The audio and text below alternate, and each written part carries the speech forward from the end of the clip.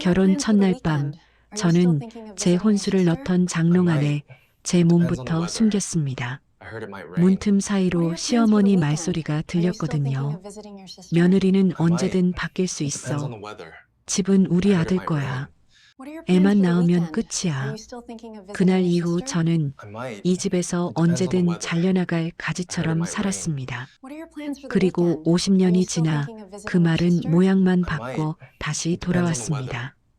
집 팔고 엄마는 요양원 보내줘. 어차피 엄마 이름도 없잖아요. 그 순간 저는 깨달았습니다. 이제 더는 장롱 안에 숨지 말고 그 장롱을 열어서 내 인생부터 꺼내야겠다고 지금부터 제 이야기를 들려드리겠습니다. 안녕하세요. 저는 일흔된 정윤숙입니다. 장롱 문을 여닫는 일은 지금도 제 몫입니다. 이 집에 들어온 지 거의 50년이 지났지만 안방 장롱은 여전히 제 손길을 기다립니다. 손잡이를 잡으면 오래된 나무 냄새와 함께 제가 20살이던 그의 여름밤 공기가 같이 올라옵니다. 그날 저는 이 장롱 안에 숨어 있었습니다. 듣지 말아야 할 말을 끝까지 듣고 말았습니다. 그날도 시어머니는 식탁에 앉아 계산기를 두들기고 계셨습니다. 혼수며 집 장만에 들어간 돈을 다시 세는 버릇이 있으셨지요. 남편은 퇴근하자마자 그 앞에 앉아 담배부터 물었습니다. 저는 설거지를 하려다 둘 사이에 흘러나오는 목소리 톤이 이상하게 느껴졌습니다. 괜히 가슴이 철렁 내려앉았습니다. 집은 꼭 내 명의로만 해라. 며느리 이름 올리면 나중에 골치 아프다. 시어머니 목소리가 낮고 단단하게 박혔습니다. 어머니, 그래도 집 살 때 저쪽에서 도와줬는데 남편이 한 번쯤은 제 편을 들 줄 알았습니다. 그러나 시어머니는 바로 잘랐습니다. 며느리는 언제든 바뀔 수 있어. 피는 안 섞였잖아. 집은 내 거야. 애 낳으면 그 애 거고. 그 말을 듣는 순간 제 손에서 그릇이 미끄러질 뻔했습니다. 괜히 소리라도 날까봐 저는 그대로 뒷걸음질 쳐 안방으로 들어왔습니다. 숨을 곳이 필요했습니다. 눈에 들어온 게 이 장롱이었습니다. 저는 얼른 문을 열고 안으로 몸을 밀어 넣었습니다. 문이 살짝 닫히면서 집안의 불빛이 한 줄로만 남았습니다. 장롱 안은 축축한 나프탈렌 냄새와 이불먼지 냄새로 가득했습니다. 무릎을 끌어안고 앉으니 마치 제가 물건 하나가 된 느낌이었습니다. 사람도 아닌 그냥 처박아 놓은 살림살이처럼요. 그 틈 사이로 거실의 대화가 또렷이 들려왔습니다. 윤숙이는 착해서 말 안 하지. 속으로는 다 생각하고 있을 거야. 그래도 착한 건 착한 거고 집은 다르지. 넌 장가 또 갈 수도 있어도 집은 한 번 잘못 넘기면 끝이야. 장롱 문짝이 제 앞에서 아주 천천히 흔들리는 것 같았습니다. 언제든 바뀔 수 있는 사람. 그게 제 자리라는 말이었지요. 이 집에서의 제 이름, 제 기여, 제 마음은 아무 의미가 없었습니다. 저는 그저 젊고 일 잘하는 며느리일 뿐이었습니다. 마음 한구석이 싸늘하게 식어가는 게 느껴졌습니다. 어둠 속에서 귀를 막아도 소리는 들어왔습니다. 애부터 낳아. 애 낳으면 며느리는 더 쉬워져. 애 때문에 못 나가. 시어머니의 말에 남편이 낮게 웃는 소리가 섞였습니다. 그 웃음이 제 귀에는 동조처럼 들렸습니다.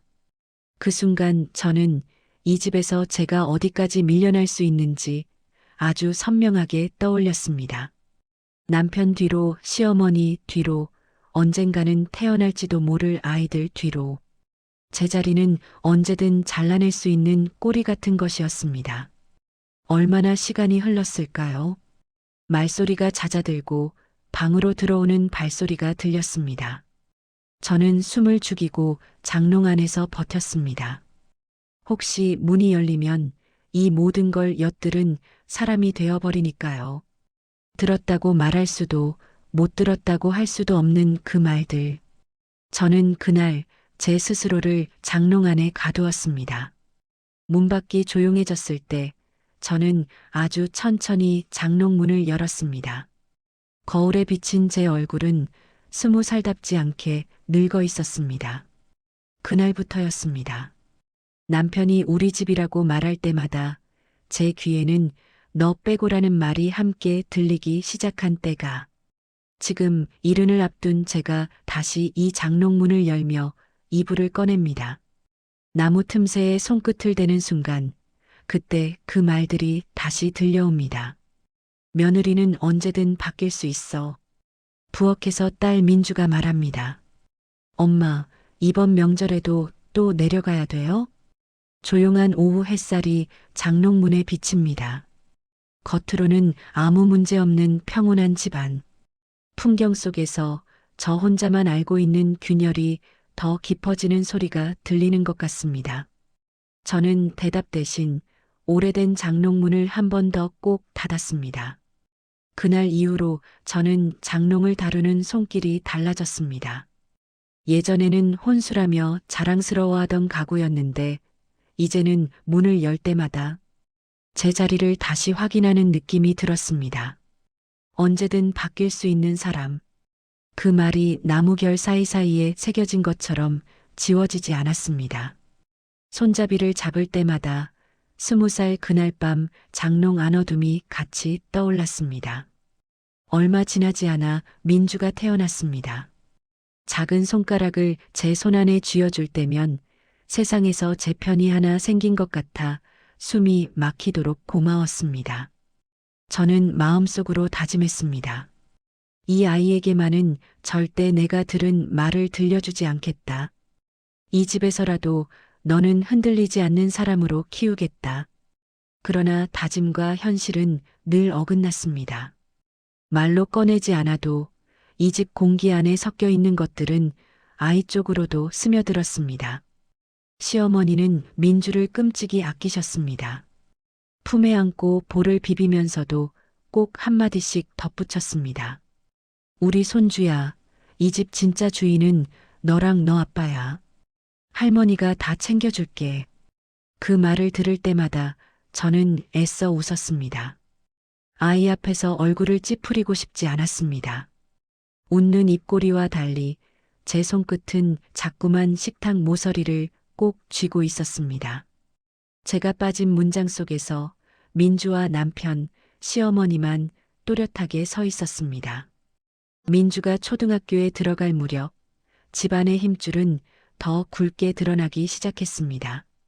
남편은 술자리를 다녀온 밤이면 내 집이라는 표현을 입에 달고 살았습니다.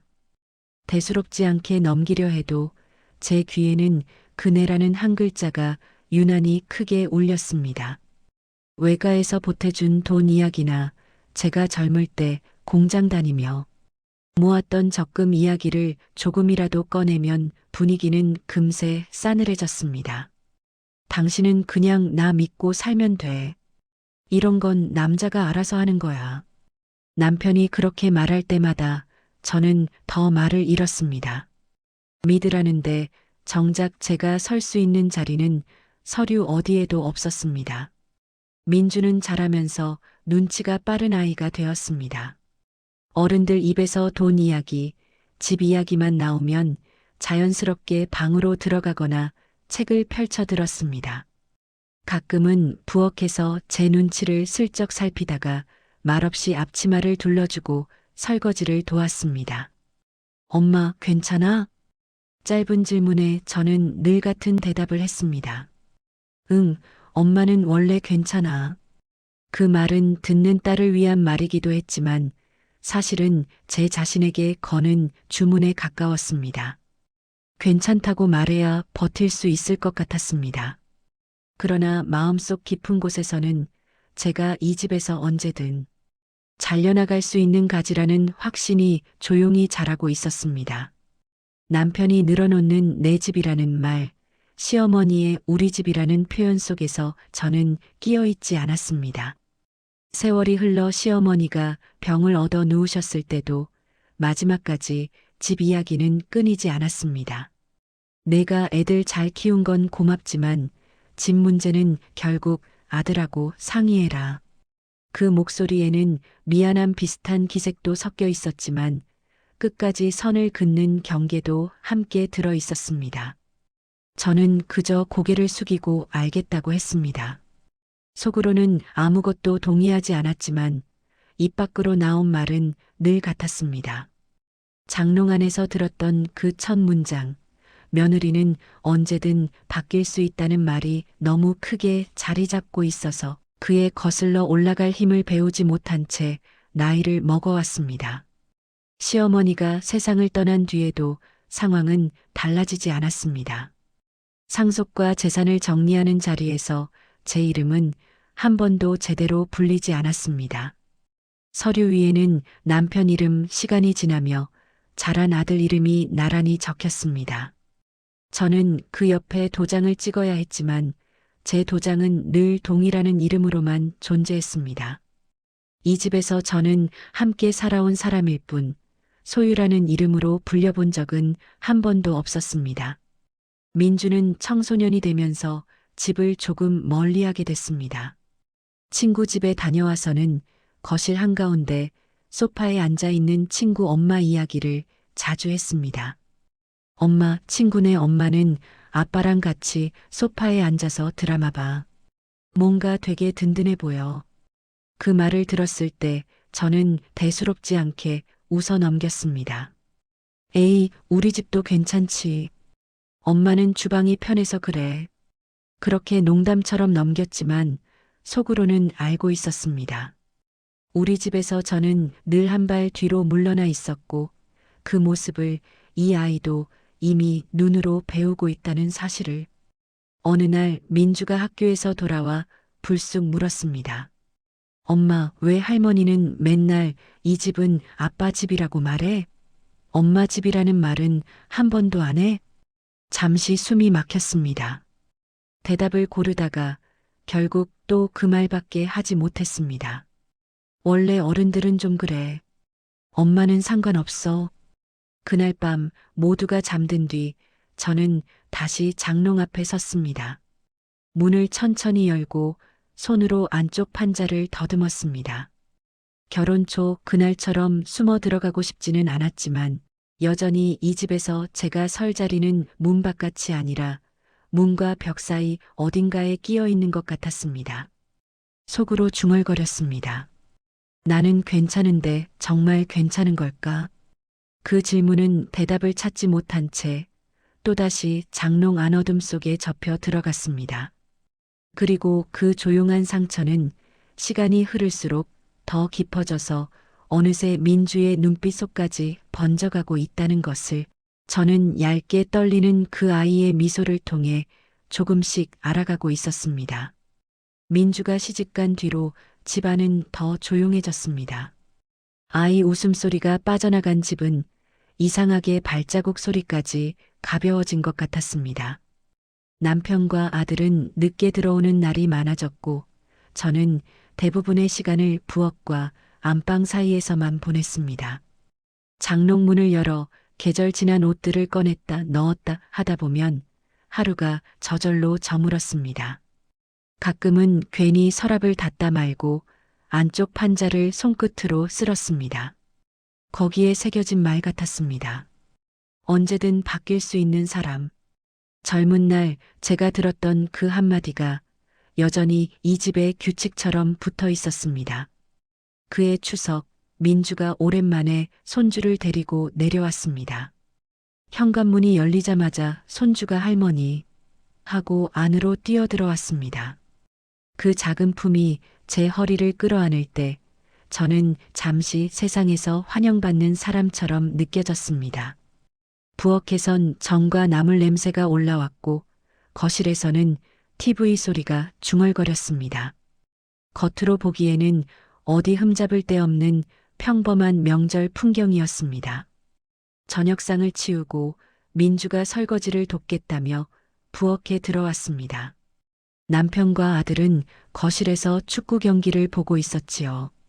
저는 괜찮다고 손사래를 쳤지만 민주가 물에 손을 담그며 웃었습니다. 엄마, 나도 이제 애 엄마야. 이런 거 해. 그 말에 왠지 가슴이 저릿했습니다. 애 엄마라는 말이 이렇게 따뜻하면서도 쓸쓸하게 들릴 수도 있다는 걸 그때 처음 알았습니다. 잠시 뒤 전화를 받으러 나가던 남편이 베란다 쪽으로 이동하는 게 눈에 들어왔습니다. 평소보다 목소리를 더 낮추는 것 같았습니다. 저는 대수롭지 않게 넘기고 설거지에 집중했습니다. 그런데 어느 순간 부엌에서 나가던 민주의 발걸음이 베란다 앞에서 멈춰 섰습니다. 물 묻은 손을 앞치마에 대충 닦더니 아무 말 없이 되돌아와 싱크대에 다시 섰습니다. 눈빛이 조금 달라져 있었습니다. 그날 밤 손주를 재우고 난 뒤였습니다. 집이 조용해졌을 때 저는 우연히 거실에서 들려오는 남편과 아들의 대화를 듣게 되었습니다. TV는 꺼져 있었고 두 사람의 목소리만 또렷했습니다. 이 집, 이제 슬슬 정리해야지. 엄마도 나이 들었는데. 그러니까 집 팔고 엄마는 요양원 좋은데 알아보면 되지. 요즘 시설 잘 돼 있다더라. 민주는? 걔가 뭐라 안 하겠냐? 도시에서 애 키우기도 바쁜데 오히려 고마워할걸. 엄마 맡겨두고 마음 편할 테니까. 그 말을 듣는 순간 심장이 쿵 떨어지는 것 같았습니다. 저는 부엌과 안방 사이 복도에 서서 꼼짝 못하고 굳어버렸습니다. 마치 수십 년 전 장롱 안에 숨어있던 그날로 되돌아간 느낌이었습니다. 그때는 며느리는 언제든 바뀔 수 있다는 말이었고 지금은 엄마는 요양원 보내면 된다는 말로 모양만 바뀌어 돌아왔습니다. 내용은 같았습니다. 이 집에서 저는 여전히 언제든 치울 수 있는 존재라는 것. 저는 조용히 안방으로 들어와 이불을 둘러쌌습니다. 소리를 내 울면 안 될 것 같았습니다. 남편은 늘 그랬습니다. 그냥 믿고 살라고, 내가 알아서 한다고. 그런데 그 알아서의 끝이 이거라면 저는 그동안 뭘 믿고 살아온 건지 알 수 없었습니다. 눈물이 베개를 적셨지만 손등으로 급히 닦았습니다. 민주에게 들키고 싶지 않았습니다. 딸 앞에서는 언제까지나 괜찮은 엄마이고 싶었습니다. 다음 날 아침 민주가 잠든 손주 옆에서 휴대폰을 들여다보고 있었습니다. 눈밑이 붉었습니다. 제가 물었습니다. 어제 잠은 좀 잤니? 응, 괜찮아. 그 대답은 제 대답과 똑같았습니다. 둘 다 하나도 괜찮지 않았습니다. 조금 뒤 민주가 조심스럽게 말을 꺼냈습니다. 엄마, 등기부등본 한번 같이 볼 수 있어? 저는 순간 아무 말도 나오지 않았습니다. 민주가 어제 베란다 앞에서 들었던 게 분명했습니다. 저는 모른 척할 수도 있었지만 더 이상 숨기고 싶지 않았습니다. 그래, 한번 보자. 읍내 등기소에 가서 서류를 떼어보니 제 이름은 어디에도 없었습니다. 집을 살 때 외가에서 보태준 돈도 제가 젊을 때, 공장에서 모았던 적금도 서류 속에는 흔적조차 없었습니다. 남편과 아들의 이름만 가지런히 적혀 있었습니다. 저는 숫자와 글자를 보는 게 점점 흐려졌습니다. 종이가 아니라 제 존재가 투명해지는 기분이었습니다. 집으로 돌아오는 차 안에서 민주가 운전대를 잡고 있었습니다. 손등에 힘이 잔뜩 들어가 있었습니다. 엄마, 집 살 때 외할머니가 도와주셨다면서. 그때 얘기, 나한테 한 번만 제대로 해줘. 그 말에 저는 한동안 대답을 못했습니다. 입술이 달라붙은 것처럼 떨어지지 않았습니다. 대신 오래된 장롱이 떠올랐습니다. 20살 그날 밤 제가 숨어있던 그 좁은 공간. 거기서 들었던 말들. 며느리는 언제든 바뀔 수 있고 집은 아들과 손주 것이라는 선언. 입을 열면 그날의 저는 다시 장롱 안으로 끌려갈 것 같았습니다. 그래도 언젠가는 해야 할 말이라는 걸 알았습니다. 민주가 아니면 이 이야기를 들을 사람도 없었습니다. 민주야, 엄마 사실 너 태어나기 전부터 알고 있었어. 이 집에서 엄마 자리가 어떤 건지. 제 목소리가 제가 들어도 낯설게 떨렸습니다. 민주는 조용히 고개를 끄덕였습니다. 더 묻지는 않았습니다. 대신 그날 이후로 딸의 눈빛이 조금 달라진 걸 저는 느꼈습니다. 예전에는 그냥 눈치만 보던 아이였는데 이제는 뭔가 마음속에서 단단하게 굳어지는 모양이었습니다. 밤이 되어 모두 잠든 뒤 저는 다시 장롱 앞에 섰습니다. 문을 열고 안쪽 어둠을 한참 바라봤습니다. 예전 같았으면 거기에 들어가 문을 닫고 아무것도 듣지 않은 척 했겠지요. 하지만 이번에는 그러고 싶지 않았습니다. 오히려 문을 더 활짝 열어젖혔습니다. 그때 방문이 살짝 열리며 민주가 제 이름을 불렀습니다. 엄마.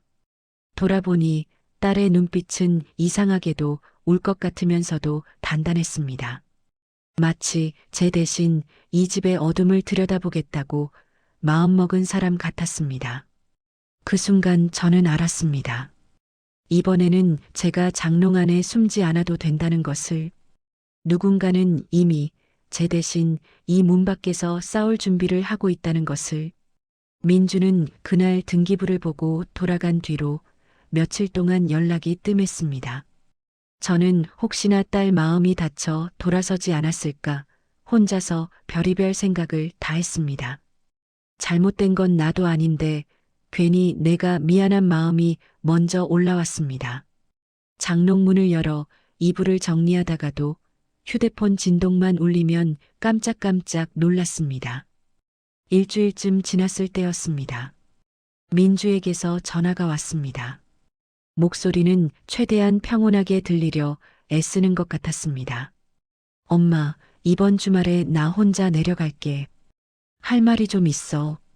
전화가 끊기고 나서 저는 한동안 가만히 앉아 있었습니다. 할 말이 무엇일지 이미 짐작이 갔기 때문입니다. 집 이야기, 제 이름이 없는 서류들, 그리고 제가 평생 모른 척 해온 일들. 주말 민주가 작은 가방 하나만 들고 내려왔습니다. 손주도 사위도 없이 혼자 온 딸 모습이 낯설게 느껴졌습니다. 눈 밑에는 피곤한 그림자가 짙게 내려앉아 있었습니다. 저는 밥부터 차려야겠다 싶어 부엌으로 향했지만 민주가 먼저 말을 꺼냈습니다. 엄마, 오늘은 밥 말고 같이 좀 돌아다니자.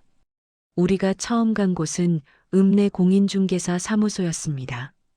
저는 문 앞에서 한 번 더 발걸음을 멈추었습니다. 이 문을 들어가는 순간 정말로 무언가가 바뀔 것 같은 예감이 들었습니다. 지금까지는 다들 말로만 집을 팔자고 했지만 이제는 서류와 도장이 오르내리는 단계로 가는 것이니까요. 그런데 막상 안에 들어가 보니 움직이는 사람은 저나 남편이 아니라 민주였습니다. 딸은 침착한 목소리로 매매 일정과 절차를 하나하나 물어보았습니다. 계약이 어느 정도 진행되었는지, 아직 무엇이 남았는지, 어머니 동의 없이 가능한 것이 무엇인지. 공인중개사는 잠깐 눈치를 보더니 남편이 혼자 와서 상담했던 내용들을 조심스럽게 꺼냈습니다. 그 대화를 듣는 동안 저는 의자 끝에 앉은 사람처럼 자꾸만 허리가 굽어졌습니다. 남편이 언제 어디까지 이야기를 진행해 왔는지 알게 되는 일이 두려웠습니다. 그런데 민주 얼굴은 오히려 더 단단해졌습니다. 사무실을 나올 때 딸이 작게 중얼거렸습니다. 먼저 시간부터 벌어야겠다. 다음으로 간 곳은 주민센터 안에 있는 무료 법률 상담 코너였습니다. 저는 문 앞에서 한 번 더 멈췄습니다. 어쩐지 이런 곳은 문제 많은 집안만 오는 곳 같은 느낌이 들어 몸이 굳었습니다. 그러나 민주가 제 손목을 가볍게 잡았습니다. 엄마, 여기는 우리가 잘못해서 오는 데 아니야. 권리를 배우러 오는 데야. 젊은 변호사가 우리 이야기를 들었습니다. 집을 살 때 외가에서 보태준 돈, 결혼 이후 제가 벌었던 월급, 등기부에는 없는 제 이름. 변호사는 메모를 하면서 몇 가지를 짚어주었습니다. 혼인 중 재산 형성, 기여도, 증여, 상속. 어렵고 낯선 말들이었지만 민주소는 공책 위에서 한자도 놓치지 않겠다는 듯 바쁘게 움직였습니다. 저는 그 모습을 바라보며 이상한 감정을 느꼈습니다. 죄책감과 고마움 그리고 뒤늦은 두려움이 한꺼번에 올라왔습니다. 집에 돌아오는 길, 버스 창밖으로 농과 비닐하우스가 스쳐 지나갔습니다. 예전에는 이 풍경이 그냥 고향의 배경처럼 느껴졌는데 그날은 마치 먼 나라처럼 낯설었습니다. 민주가 조심스럽게 말을 꺼냈습니다. 엄마, 집 처음 살 때 얘기 그때 제대로 한 번만 말해줄래? 저는 처음에는 대답을 피하고 싶었습니다. 이제 와서 그때 이야기를 꺼내면 제가 너무 바보 같아 보일까봐 혹은 너무 약하게 살아온 사람으로만 보일까봐 겁이 났습니다. 그러나 이미 딸은 등기부를 받고 아버지와 동생의 통화도 들었습니다. 숨길 수 있는 것은 아무것도 남지 않았다는 걸 알고 있었습니다. 밤이 되어 우리는 안방에서 마주 앉았습니다. 장롱문은 반쯤 열려 있었고 안쪽에서 오래된 나프탈렌 냄새가 은근히 풍겨 나왔습니다. 저는 그 냄새만 맡아도 숨이 막힐 것 같았습니다. 민주야. 제 목소리가 생각보다 더 떨렸습니다. 엄마, 사실 너 태어나기 전 결혼하고 며칠 안 됐을 때 이 장롱 안에 숨어서 들었어. 그날 밤 시어머니와 남편이 식탁에 앉아 했던 말들. 집은 절대로 며느리 이름을 올리면 안 된다는 말. 며느리는 언제든 바뀔 수 있다는 말. 애만 낳으면 며느리는 더 쉽게 붙들 수 있다는 말. 저는 그때 왜 장롱 안으로 몸을 숨겼는지, 그 좁은 공간 안에서 어떤 표정으로 무릎을 끌어안고 있었는지 하나하나 다 이야기했습니다. 말을 하면서도 제 귀에는 그때 소리가 다시 들리는 것 같았습니다. 문틈 사이로 스며들던 시어머니의 목소리, 애매하게 웃기만 하던 남편의 기척. 민주는 한마디도 끼어들지 않고 제 이야기를 다 들었습니다. 눈빛이 점점 젖어가는데도 끝까지 말을 끊지 않았습니다. 이야기가 끝났을 때 방 안은 한동안 조용했습니다. 제 가슴에서는 수십 년 묵은 돌덩이가 조금씩 떨어져 나가는 소리가 들리는 것 같았습니다. 그때 민주가 장롱 쪽으로 다가가 문을 활짝 열었습니다. 안에 개켜둔 이불과 상자들이 한눈에 들어왔습니다. 딸이 제 쪽을 돌아보며 말했습니다. 엄마, 이제 이 장롱 숨는 데 말고 증거 꺼내는 데 쓰자. 그 말이 이상하게 가슴 깊숙한 곳에 박혔습니다. 저는 그동안 이 장롱을 제 수치와 두려움을 감추는 데만 썼습니다. 듣지 말아야 할 말을 들었던 장소, 제자리가 없다는 사실을 깨달았던 장소. 그런데 민주 눈에는 이곳이 이제 무언가를 꺼내는 장소로 보이는 모양이었습니다. 숨기지 말고 찾아내고 확인하고 바로잡는 장소. 그날 밤 저는 처음으로 장롱 안쪽 서랍들을 천천히 뒤지기 시작했습니다. 오래된 통장, 외가에서 보낸 편지, 시어머니가 남긴 쪽지들. 아직 무엇이 어떻게 쓰일지는 몰랐지만 최소한 한 가지는 알 수 있었습니다. 이번에는 제가 장롱 안에 숨어 울고만 있지는 않겠다는 것. 그리고 더 이상 딸에게 엄마는 괜찮다는 말로만 이 집의 어둠을 가리지 않겠다는 것. 민주의 첫 번째 반격은 그렇게 오래된 장롱문을 여는 순간부터 시작되고 있었습니다. 민주와 장롱을 뒤집어 엎고 난 뒤부터 집안 공기가 눈에 보일 만큼 달라졌습니다. 남편과 아들이 저를 바라보는 눈빛이 미세하게 달라졌습니다. 예전에는 제가 뭘 모르고 따라만 다니는 사람이라 여겼겠지요. 그런데 이제는 제가 뭔가를 알고 있다는 걸 그들도 느끼는 눈치였습니다. 그 변화는 생각보다 빨리 티가 났습니다. 어느 날 저 몰래 남편 휴대폰이 울리는 소리가 들렸습니다. 부엌에서 반찬을 하다가 무엇 때문인지 귀가 쏠렸습니다. 거실에서 남편이 낮게 말했습니다. 아니, 며느리가 아니라 딸이야. 그래, 민주. 요즘 이상하게 굴어. 잠시 뜸이 있더니 이런 말이 들렸습니다. 집 욕심이 생겼나 보지 뭐. 도시 살다가 돈 좀 써봤겠지. 그 말을 듣자 냄비 위 김이 확 끓어올랐습니다. 민주가 집 욕심 때문에 나선 것도 아닌데 벌써 그렇게 말이 돌고 있나 싶었습니다. 얼마 지나지 않아 친척들에게서 전화가 오기 시작했습니다. 형수, 무슨 일 있어? 민주가 아버지 집 문제로 난리라던데. 언니, 요즘 애들 그러잖아. 노후 준비한다면서 부모 집부터 계산하고 민주는 안 그러겠지만 그래도 조심해. 나는 말문이 막혔습니다. 아무 말도 안 하고 전화를 끊고 나면 손이 떨렸습니다. 그동안 저는 집안 체면 때문에 무슨 일이 있어도 밖에 내색하지 않으려 했는데 정작 바깥에는 이미 다른 모양으로 이야기가 나가고 있었습니다. 잘못은 이쪽에서 했는데 욕먹는 쪽은 늘 말 못하는 사람이었습니다. 더 큰 문제는 남편과 아들이 저한테도 이야기를 돌려서 들려준다는 거였습니다. 어느 날 저녁 아들이 밥을 먹다 말고 슬쩍 말을 꺼냈습니다. 엄마, 누나가 요즘 집에 집착하는 것 같은데 혹시 뭐 들은 거 있어? 집착이라니? 제가 되물으니 아들은 국을 휘젓다가 고개를 저었습니다. 그냥 누나 남편 쪽이 요즘 힘들다면서 빚 있다 소문도 있고 혹시 집 팔아서 도와달라고 그러는 거 아니냐고 아버지가 걱정하시잖아. 그제야 알았습니다. 남편과 아들이 민주가 움직인 이유를 아예 다른 이야기로 만들어 놓았다는 것을. 엄마를 지키려는 딸이 아니라 자기 살 길 찾으려는 딸로 바꿔버린 것이지요. 며칠 뒤 남편이 술에 취해 들어온 날이었습니다.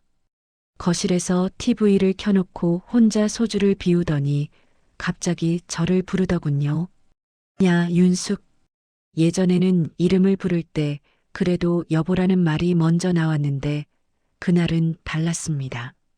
저는 조용히 소파 맞은편에 앉았습니다. 당신 딸 좀 말려. 집은 원래 내 거야. 서류상으로도 내 거고. 그렇지만 처음 살 때 돈은. 제가 말을 잇기도 전에 남편이 탁자를 3개 쳤습니다. 그게 문제면 그때 말을 하지 그랬어. 난 평생 우리 집 지키려고 애쓴 죄밖에 없어. 당신이랑 그 집안은 내 덕에 여기서 사는 거야. 그 말에 저는 입을 다물 수밖에 없었습니다. 평생 제가 덕본 사람인 줄 알고 살아왔으니 이제 와서 덕을 나눠받은 건 남편 쪽도 마찬가지라고 말할 용기는 나지 않았습니다. 며칠 후 아들이 저를 데리고 나가자고 했습니다. 마트에 같이 가자는 줄 알고 따라 나섰는데 차는 생각보다 더 멀리 나갔습니다. 창밖 풍경이 낯설어질 즈음 차는 조용한 골목길에 있는 법무사 사무실 앞에 섰습니다. 여기가 어디냐? 엄마, 그냥 서류 정리 좀 하려고. 나중에 번거롭지 않게 미리 해두는 거야. 그 말의 뜻을 못 알아들을 나이는 아니었습니다. 그러나 모르는 척하고 싶었습니다. 사무실 안으로 들어가니 법무사가 반갑게 아들을 맞이했습니다. 아, 어머님이시구나. 여기 위임장하고 인감 도장만 챙기시면 됩니다. 아들이 제 쪽을 돌아보며 종이를 밀어줬습니다. 엄마, 그냥 이름만 쓰면 돼. 나중에 누나랑 이것저것 싸우지 않게. 그 말을 듣는 순간 귀에서 다시 오래된 목소리가 겹쳐 들렸습니다. 며느리는 언제든 바뀔 수 있어. 같은 모양새였습니다. 그때는 시어머니 말대로 제가 언제든 바뀔 수 있는 존재였다면 지금은 제 의지 없이 도장 하나 찍어버리면 저는 이 집에서 완전히 밀려나는 존재가 되는 것이었습니다. 펜을 쥔 손이 떨렸습니다. 눈앞에서 줄줄이 춤을 추는 것 같았습니다. 오른쪽 위에는 위임이라는 단어가 굵게 박혀 있었습니다. 이 한 장에 제 남은 노후와 제가 이 집에서 살아온 세월이 다 들어있는 것 같았습니다. 엄마, 빨리 쓰자. 바쁘대. 아들이 재촉했습니다. 저는 일부러 시간을 끌었습니다. 안경을 썼다 벗었다. 이름 칸을 한 글자씩 더듬어 읽었습니다. 그러는 사이 휴대폰이 진동했습니다. 주머니에서 꺼내보니 민주에게서 온 문자였습니다. 엄마, 혹시 오늘 아들이랑 어디가? 도장 찍는 일 생기면 지금은 절대 찍지 마. 글자를 보는 순간 머릿속이 번쩍했습니다.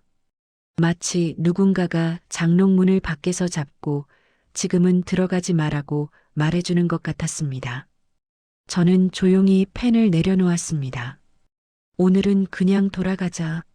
내가 글씨가 좀 흐려서 괜히 잘못 쓰면 더 번거롭다.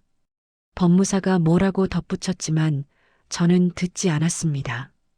그날은 어떻게든 시간을 끄는 것만이 중요했습니다. 아들은 못마땅한 얼굴이었지만 억지로 웃으며 자리를 정리했습니다. 집으로 돌아오는 차 안에서 아들이 중얼거렸습니다. 엄마, 누나 말 듣지 마라.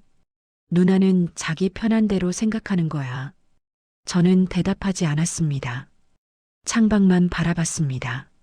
논 사이로 바람이 지나가는 게 보였습니다. 예전 같았으면 그 말을 곧이곧대로 믿고 또 스스로를 설득했을 것입니다. 그래, 딸보다 아들이 맞겠지. 남자가 알아서 하겠지. 그렇게요. 하지만 이번에는 달랐습니다. 민주가 보여준 서류들, 무료 상담에서 들었던 설명들, 장롱 속에서 제가 숨기고 있던 이야기들이 머릿속에서 한꺼번에 떠올랐습니다. 집에 도착하자마자 저는 장롱 앞으로 갔습니다.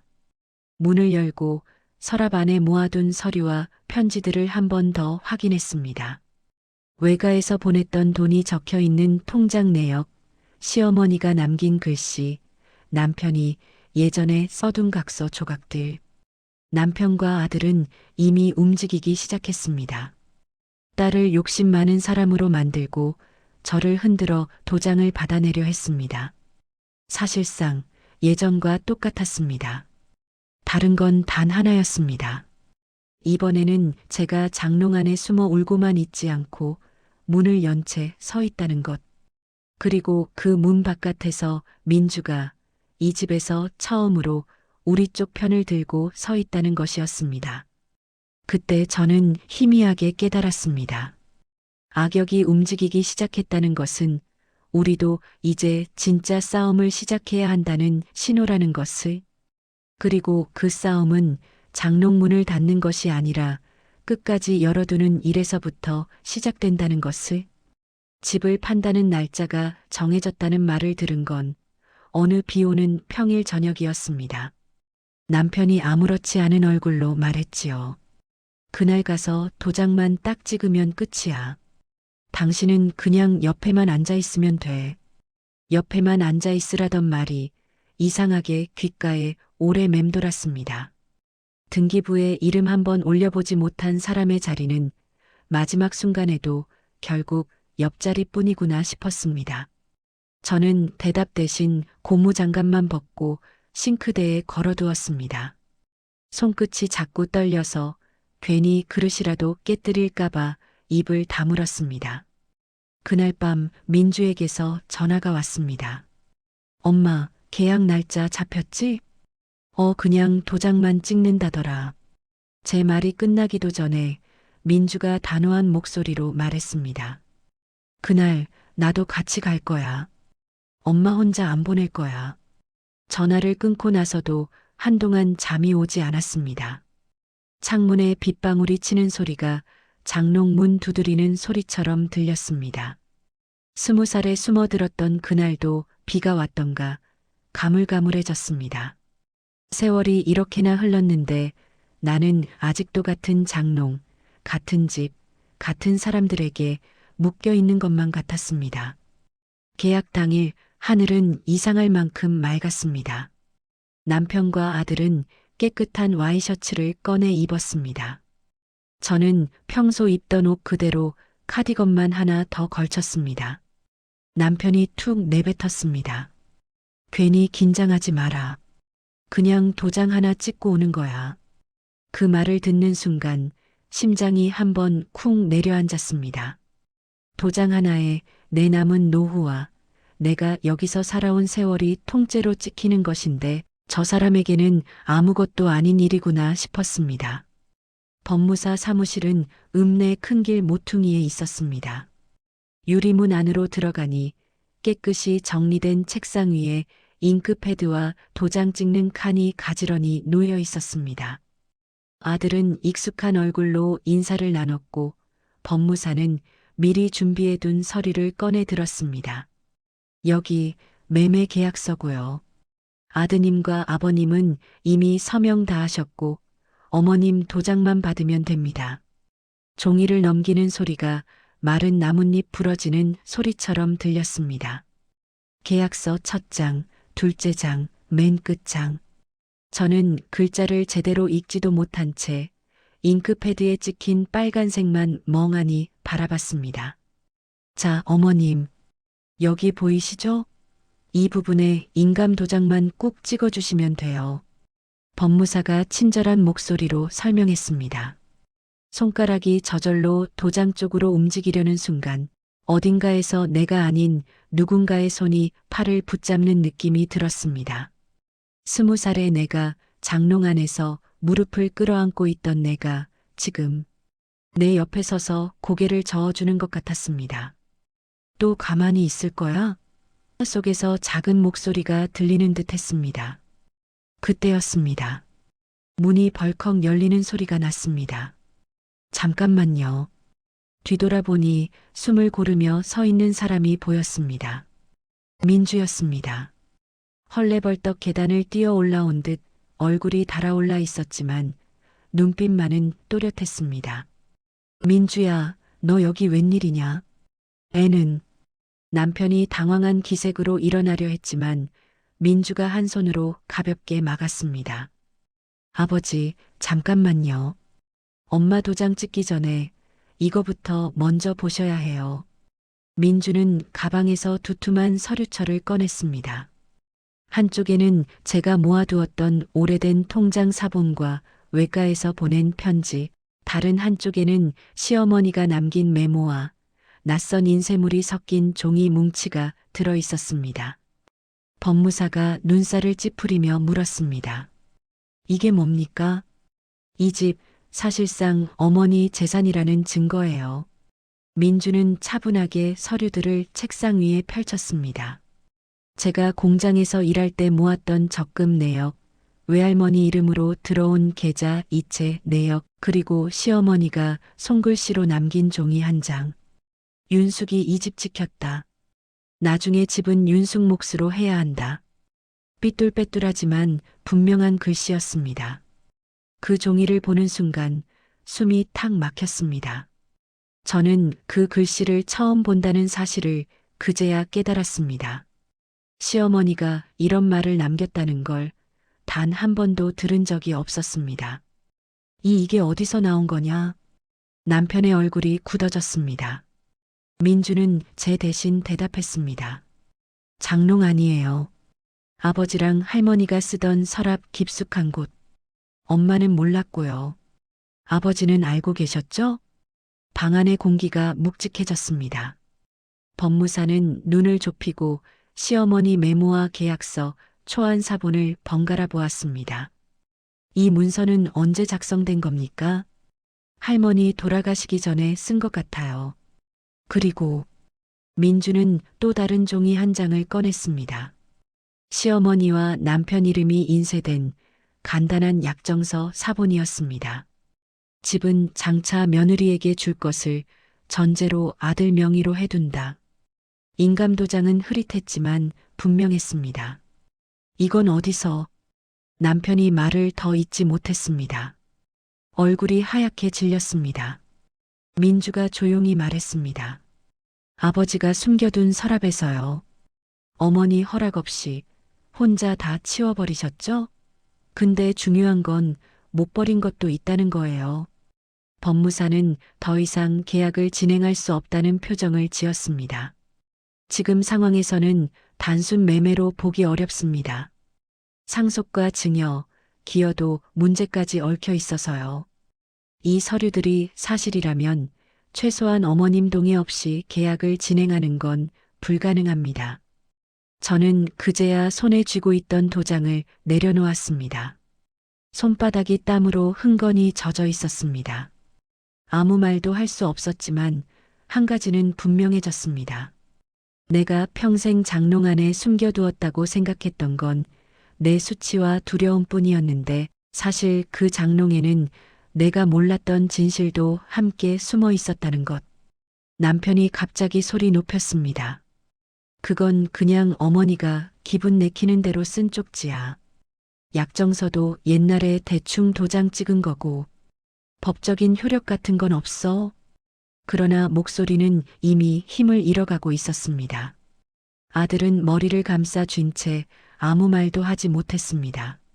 민주가 제 옆으로 와서 아주 천천히 말했습니다. 엄마, 이제 이 집 이야기는 아버지 말대로만 흘러갈 수 없어요. 할머니가 뭐라고 남겼는지, 엄마가 이 집에서 어떻게 살아왔는지 법적으로도 다시 따져볼 수 있어요. 저는 그제서야 시어머니 글씨를 다시 들여다봤습니다. 집은 윤숙목 씨라는 몇 글자가 눈앞에서 번져 보였습니다. 평생 나를 밀어내던 사람의 입에서 이런 말이 나왔다는 사실이 믿기지 않았습니다. 서럽고도 허탈하고 또 이상하게 가벼운 감정이 한꺼번에 올라왔습니다. 법무사가 마지막으로 정리하듯 말했습니다. 오늘 계약은 진행할 수 없습니다. 이 문서들부터 다시 확인해야 합니다. 어머님, 충분히 검토하시고 결정하셔도 늦지 않습니다. 사무실을 나오는 길, 다리가 후들거려 계단을 제대로 내려올 수가 없었습니다. 그때 민주가 제 팔을 단단히 붙잡았습니다. 엄마, 이제는 장롱 안에서 들은 말대로만 살지 않아도 돼. 그 말을 듣는 순간 나는 알 것 같았습니다. 오늘 이 자리에서 드러난 건 집 한 채의 소유 여부만이 아니었습니다. 시어머니가 남몰래 써놓고 떠난 마음 한 자락, 그걸 알고도 수년 동안 숨겨왔던 남편의 비겁함, 그리고 내가 모른 채 견뎌온 세월 전부가 한꺼번에 눈앞에 펼쳐진 자리였습니다. 그리고 그것이 바로 우리의 첫 번째 반전이라는 사실도.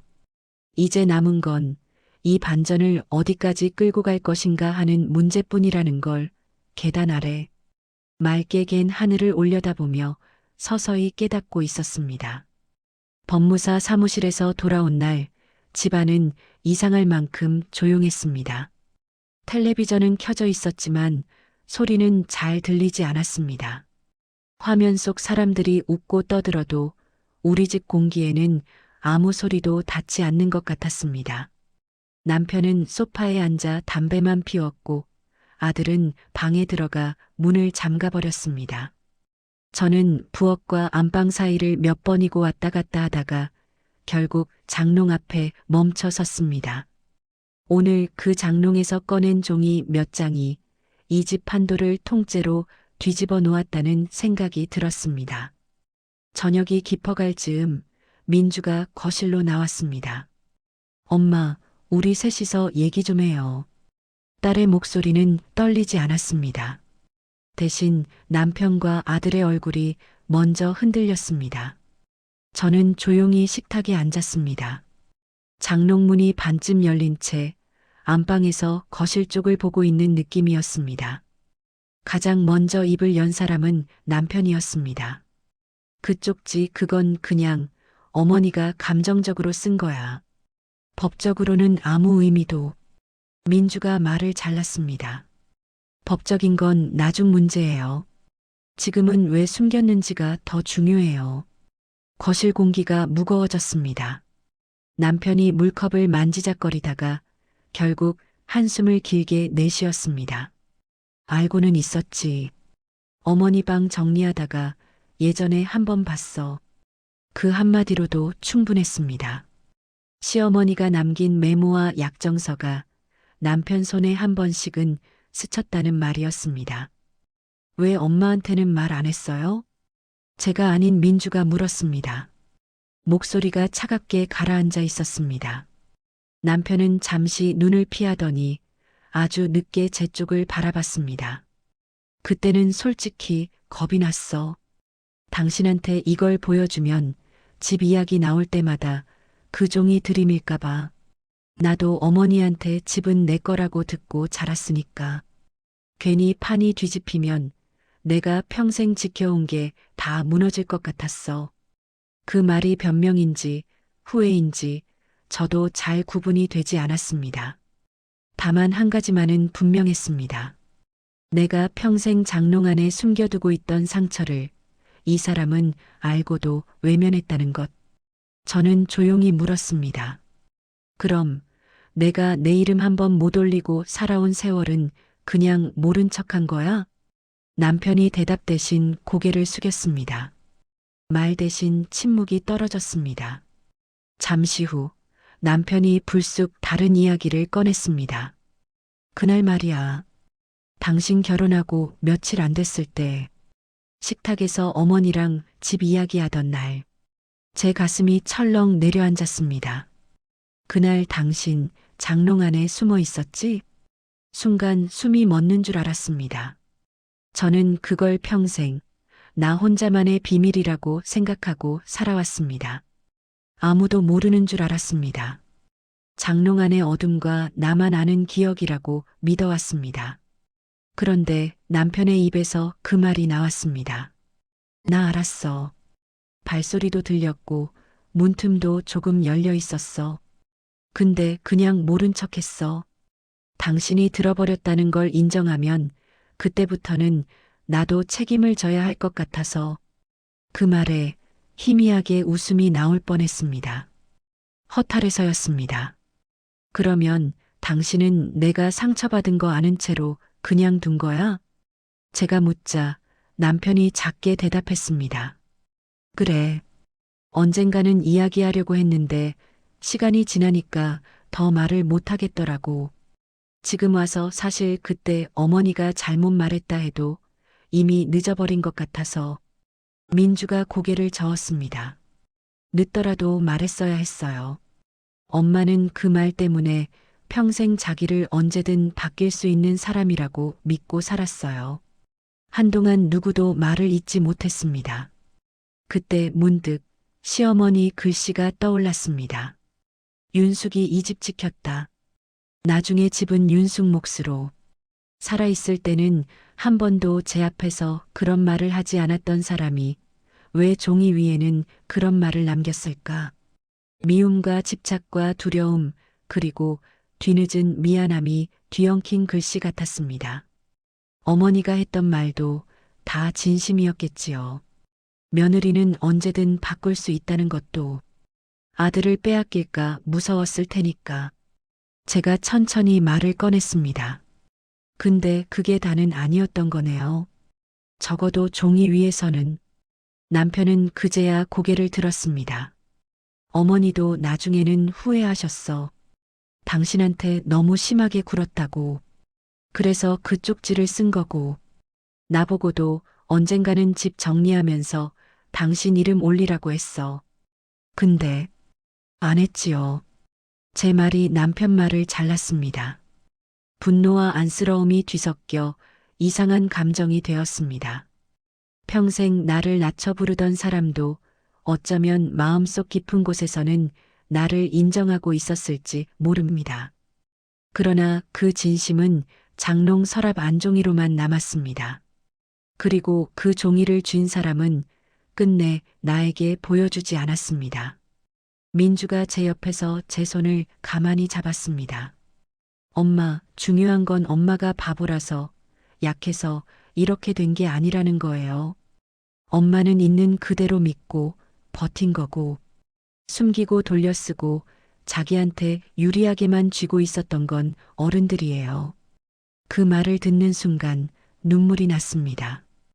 억울해서만이 아니었습니다. 20살부터 지금까지의 제가 한순간에 다시 30, 40, 50살의 날을 지나 걸어 나오는 느낌이었습니다. 그때마다 저는 언제나 같은 자리에 서 있었습니다. 나는 괜찮다라고 말하는 사람. 나는 원래 명의에 없어도 된다고 스스로를 설득하는 사람. 하지만 이제 그 믿음의 한쪽이 틀렸다는 사실을 알게 되었습니다. 나는 애초에 언제든 바뀔 수 있는 사람이 아니었습니다. 누군가의 두려움과 욕심이 만들어낸 이름표를 그냥 받아들였을 뿐이었습니다. 그날 밤 모두가 잠든 뒤 저는 홀로 안방으로 돌아와 장롱문을 활짝 열어보았습니다. 안에는 이불과 상자, 옷가지와 함께 시어머니 글씨가 적힌 종이가 얌전히 들어 있었습니다. 손가락으로 그 글씨를 천천히 따라 긁어보았습니다. 그래요, 어머니. 늦었지만 이 말은 저도 가져갈게요. 이 집, 이제부터는 정말 제 몫으로. 속으로 그렇게 중얼거리자 장롱 안어둠이 전처럼 그렇게 답답하게 느껴지지 않았습니다. 그동안 나를 가두던 공간이 이제는 내가 꺼내온 진실을 보관하는 곳으로 바뀌는 것 같았습니다. 그리고 저는 알게 되었습니다. 숨겨진 진실이 상처를 다 없애주지는 않지만 적어도 그 상처가 내 탓이 아니었다는 것만은 분명하게 보여준다는 것을, 그 사실 하나만으로도 내 남은 삶의 모양이 달라질 수 있다는 것을. 집 문제는 생각보다 오래 걸리지 않았습니다. 서류를 들고 이곳저곳을 다니는 건 대부분 민주 몫이었습니다. 저는 그저 불려갈 때마다 따라가 도장을 찍고 설명을 들으며 고개를 끄덕였습니다. 예전처럼 아무것도 모른 채 찍는 도장이 아니라 이제는 제 이름이 어떤 종이에 어떻게 올라가는지 알고 찍는 도장이었습니다. 그 차이가 생각보다 컸습니다. 몇 달 뒤 동사무소 직원이 등기부를 보여주었습니다. 어머님, 이제 이 집은 어머님 단독 명의로 정리됐습니다. 그 말이 귀에 들어오는 순간 숨이 잠시 멎는 것 같았습니다. 손에 쥔 종이 위에 제 이름 세 글자가 또렷하게 적혀 있었습니다. 동시에 이상한 허탈함이 몰려왔습니다. 이렇게 될 수 있었던 걸 왜 이제야 알게 된 걸까? 20살 때 장롱 안에 숨어들었던 제가 떠올랐습니다. 그 아이는 자기가 평생 명의에 없는 사람으로 살 거라고 믿고 있었는데 사실은 아니었다는 걸 너무 늦게 알게 된 셈이었습니다. 집으로 돌아오는 길 민주가 말했습니다. 엄마, 이제 이 집에서 누구도 엄마 보고 나가라고 못해. 그 말을 듣는 순간 가슴 어딘가에서 묶여있던 끈이 하나 툭 끊어지는 느낌이 들었습니다. 눈물이 나올 것 같아서 저는 창밖만 바라보았습니다. 논 위로 햇빛이 번들거리고 있었습니다. 이제는 저 풍경이 내 집 앞 풍경이구나. 아주 단순한 사실이 그렇게 낯설게 느껴졌습니다. 집에 돌아오니 남편이 식탁 앞에 앉아 있었습니다. 테이블 위에는 서류 몇 장이 뒤엉켜 있고 옆에는 비워진 술잔이 놓여 있었습니다. 남편은 제 얼굴을 한참 보더니 고개를 떨궜습니다. 수고했다. 말로는 그 한마디뿐이었지만 어깨선이 예전과 달라져 있었습니다. 오래 붙들고 있던 것을 비로소 내려놓은 사람의 어깨였습니다. 그날 밤 남편이 조심스럽게 방으로 들어왔습니다. 당신 이름으로 된 집이니까 이제는 당신이 어떻게 살지 정해. 그 말은 한편으로는 책임을 내려놓는 말 같기도 했고 다른 한편으로는 처음으로 저를 이 집의 주인으로 인정하는 말 같기도 했습니다. 저는 길게 대답하지 않았습니다. 응, 이제부터는 나도 내 생각 좀 하면서 살게. 아들은 며칠 동안 어색한 눈치를 보다가 어느 날 혼자 찾아와 말했습니다. 엄마, 미안해. 솔직히 난 그냥 아빠가 하자는 대로 하면 되는 줄 알았어. 엄마도 괜찮다 그러니까. 저는 그 아이를 한참 바라보다가 그냥 고개를 끄덕였습니다. 그래, 너도 아직 배우는 중인 거지 뭐. 나도 일흔이 다 돼서야 배우는데. 그 후로 집은 조금씩 달라지기 시작했습니다. 가장 먼저 바뀐 것은 장롱이었습니다. 저는 마음먹고 장롱 안을 싹 비워냈습니다. 오래된 이불, 입지 않는 옷들, 나프탈렌 봉지, 그 사이에 끼어있던 종이 조각들을 마지막으로 한 번씩 훑어보고 쓸모없는 것들은 과감히 버렸습니다. 대신 장롱 안 한쪽에는 다른 것들을 넣었습니다. 손주가 놀러 오면 입힐 작은 잠옷과 옷, 민주가 두고 간 여분의 옷까지, 그리고 내가 새로 산 잠옷 하나, 어울리지 않게 새것 냄새가 나는 그 잠옷을 걸어두고 나니 장롱 안 풍경이 전과는 전혀 다른 것이 되어 있었습니다. 이제 여기는 숨는 데가 아니구나. 문을 닫으면서 저는 그렇게 생각했습니다. 시간이 조금 지나자 집을 찾는 사람들이 생겼습니다. 동네 복지관에서 혼자 사는 어르신들을 잠시 맡길 곳을 찾고 있다며 연락이 온 것입니다. 저는 망설이다가 민주와 상의했습니다. 엄마가 괜찮겠어? 힘들지 않아? 내가 밥 해먹고 사는 건 혼자나 여럿이나 똑같지 뭐. 차라리 말벗이라도 있으면 덜 쓸쓸하지. 그렇게 우리 집은 잠시 머물다 가는 사람들을 위한 쉼터 비슷한 곳이 되었습니다. 긴 겨울을 혼자 보내기 힘든 할머니 한 분, 병원 다니느라 시내와 마을을 오가야 하는 할아버지 한 분. 그분들이 와서 며칠, 몇 달씩 머물다 가곤 했습니다. 저녁에는 같이 TV를 보고 낮에는 마당에서 햇빛을 쬐거나 텃밭을 같이 메었습니다. 가끔은 그분들이 말했습니다.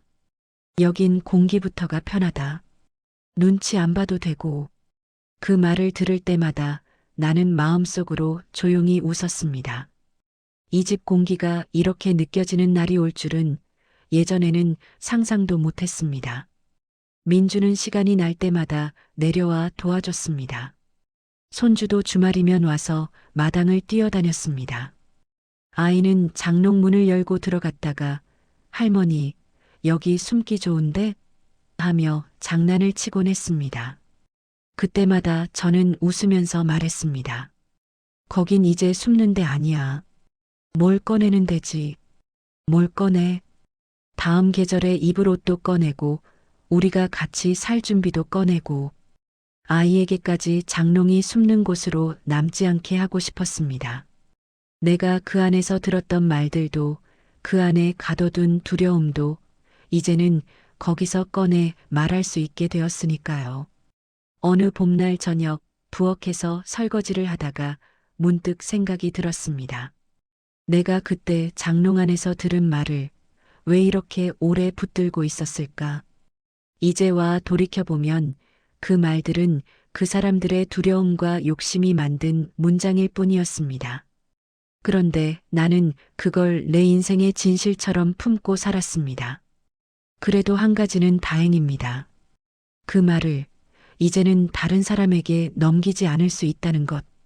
손주가, 다른 며느리가, 다른 딸들이 장롱 안에 숨지 않아도 되는 집을 만드는데 내가 조금은 도움이 될 수 있다는 것. 나는 가끔 사연을 들려달라는 사람들에게 이렇게 말해줍니다. 집안에서 하는 말, 특히 아이들 앞에서 하는 말은 꼭 장롱 너머에서 누가 듣고 있다고 생각하고 하세요.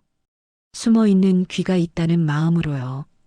그 말들이 평생을 가두는 문이 될 수도 있고 평생을 지켜주는 문장이 될 수도 있어요. 이제 나는 장롱문을 닫을 때마다 다짐합니다. 여기에 더 이상 누군가를 숨기지 않겠다고. 이 집에서는 누구도 언제든 바뀔 수 있는 사람으로 부르지 않겠다고. 그리고 아주 늦은 나이에야 알게 된 진실 하나를 마음속에서 조용히 쓰다듬습니다.